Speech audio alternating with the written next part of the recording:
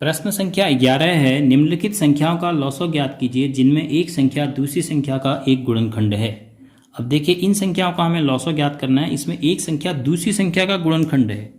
20 का गुणनखंड 5, 18 का गुणनखंड 6, 48 का गुणनखंड 12, 45 का गुणनखंड 9। प्राप्त परिणाम में क्या देखते हैं? जब परिणाम प्राप्त करते हैं तो आप क्या देखते हैं?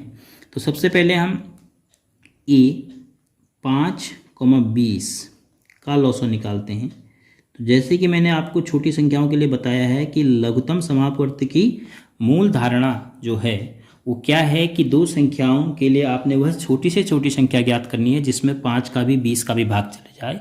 तो आपने बड़ी संख्या से ही शुरुआत करनी है। तो बड़ी संख्या 20 है, तो सबसे पहले जांच करना है कि 20 में 5 का भाग जाता है कि नहीं जाता है। तो जा रहा है, तो 5 और 20 का लॉसो स्वयं क्या हो जाएगा? 20। और अगर आप ऐसे ज्ञात करते हैं जनरली 5,20, तो आपको 2 से 5 में भाग नहीं जाएगा, इसमें जाएगा, फिर 2 से इसमें नहीं जाएगा, इसमें जाएगा, फिर 3 से जा नहीं रहा है तो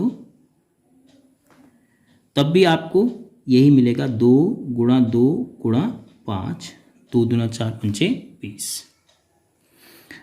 अब बी में 6 और 18 का लॉसो, अगर आप लॉसो की परिभाषा से जाएंगे तो 18 छोटी से छोटी संख्या है जिसमें 6 और 18 का भाग जा रहा है। अगर आप 6 और 18 का अभाज्य गुणनखंडन विधि से आप दोनों को दिखा दीजिए, क्योंकि यहाँ पर हमें प्राप्त परिणाम भी देखना है, तो पहले हम अभाज्य गुणनखंडन से ही निकाल लेते हैं। तो 2 से भाग देंगे तो 2 तिया 6, 2 नम 18, फिर अब 2 का भाग नहीं जा रहा है तो 3 1 का 3, 3 तिया 9, फिर 3 का भाग जाएगा, 3 1 का 3। तो क्या मिला? 2 गुणा 3 गुणा 3। देखिए 2 तिया 6, 6 तिया 18 ही आएगा। अब ऐसे ही सी में है 9 और 45 का लॉसो बराबर बड़ी संख्या 45 है और उसमें 9 का भाग चले जा रहा है, 9 पंचे 45, तो लघुत्तम समापवर्ती 45 ही आएगा। 9 और 45 का अगर आप निकालेंगे भी अभाज्य गुणनखंडन से तो 2 का भाग जा नहीं रहा है, 3 का जा रहा है। सबसे पहले 3 तिया 9, 3 1 का 3, 3 पंचे 15, फिर 3, 3 1 का 3, 3 पंचे 15, फिर 5 1,1। तो क्या आया? 3 गुणा 3 गुणा 5, तो गुणा की करेंगे तो 3 तिया 9, 9 पंचे 45 ही आएगा। तो प्राप्त परिणाम में आप क्या देखते हैं?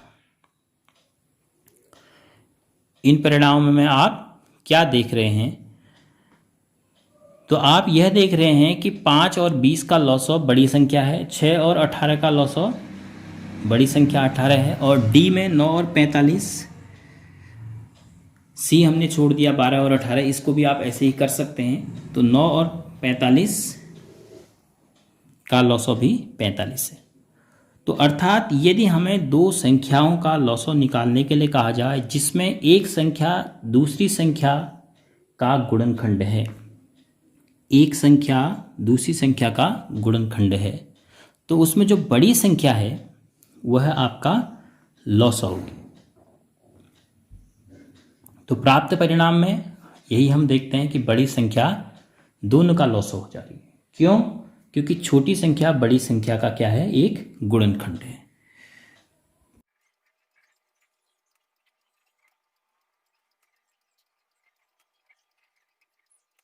तो इस प्रकार हम यह परिणाम प्राप्त करते हैं कि दो संख्याओं का अगर लॉसो हमें ज्ञात करना है, तो अगर संख्याओं में छोटी संख्या बड़ी संख्या का एक गुणनखंड है तो लॉसो बड़ी संख्या के ही बराबर आएगा।